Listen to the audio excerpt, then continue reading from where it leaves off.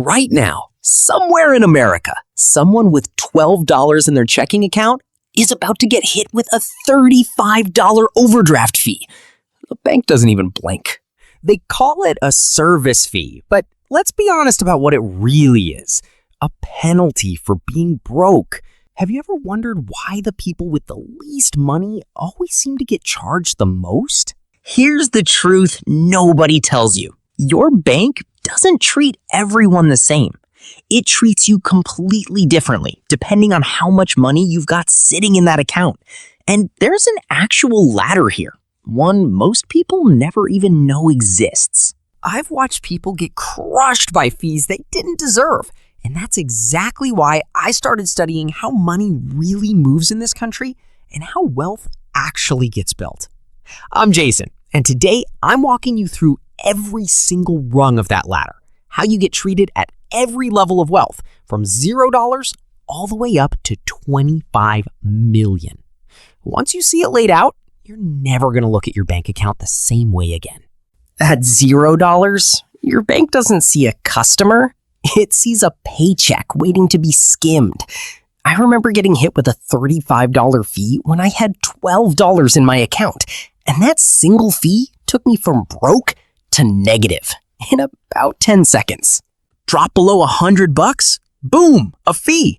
Miss the minimum balance, boom, another fee. People living paycheck to paycheck end up paying an average of $380 a year in overdraft fees alone, according to the CFPB. Here's the part that should make you mad. Less than 1 in 10 accounts generate almost 80% of all the overdraft fee money banks collect every single year. That's not an accident. That's a business model built around people who can't afford a $35 mistake. But the moment you start saving even a little, the bank's attitude toward you starts to shift, just not in the way you'd think. Let's get specific. Say you've got $5,000 sitting in your account, comfortably inside this tier. The overdraft fees mostly stop because you've got that buffer now. And some banks will even waive the monthly fee since you're keeping enough in there to make it worth their while. But here's the bridge nobody explains. The bank doesn't reach out to you for the same reason they didn't bother before.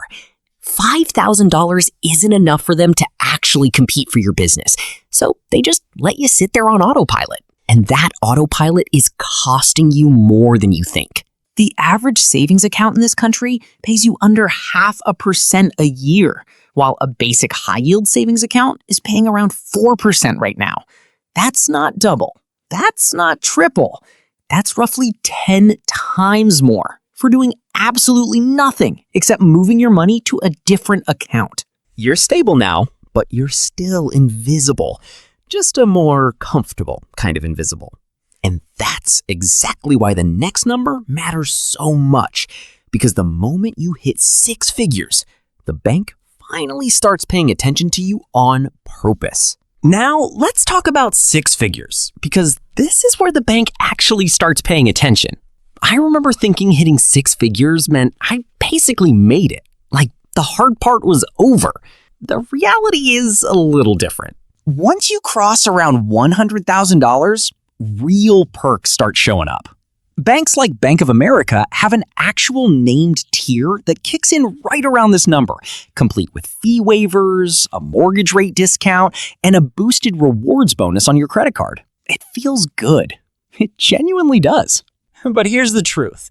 You're not actually inside the real club yet. You're just close enough to see the door.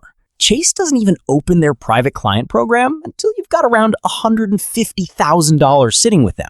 So at $100K, you're basically standing in the waiting room, getting just enough attention to keep you loyal, not enough to actually change your financial trajectory. And nothing, and I mean nothing, prepares you for what happens the moment you cross into 7 figures. At $1 million, everything flips.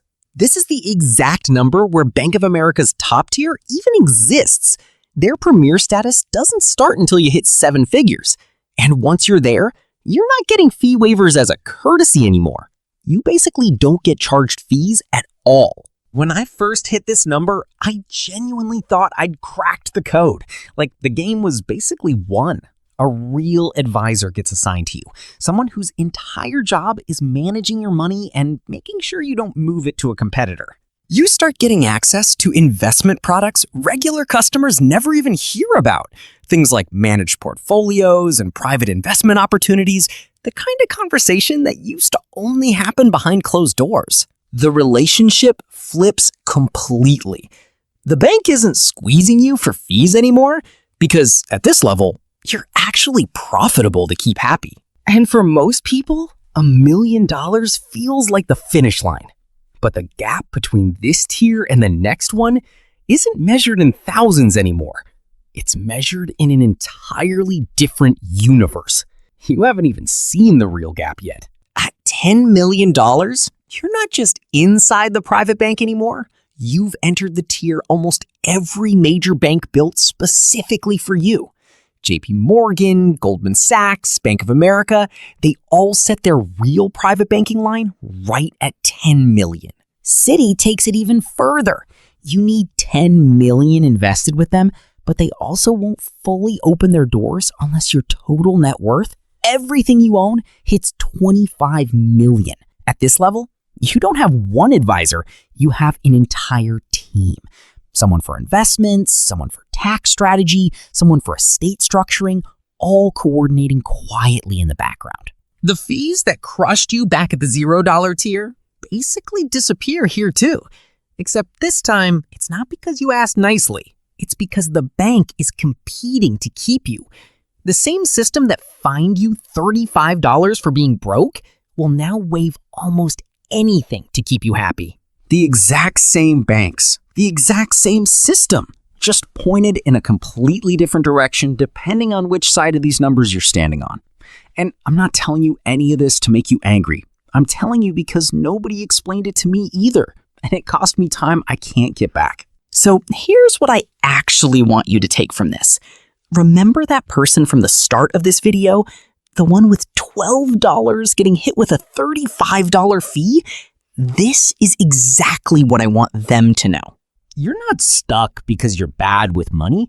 You're stuck because nobody ever showed you the rules of a game most people play their entire lives without ever seeing the board.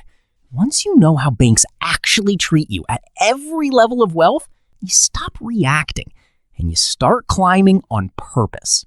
That's the whole reason this channel exists. I break down the stuff nobody hands you a manual for, with real numbers and real bank names, not vague advice you've already heard 1,000 times.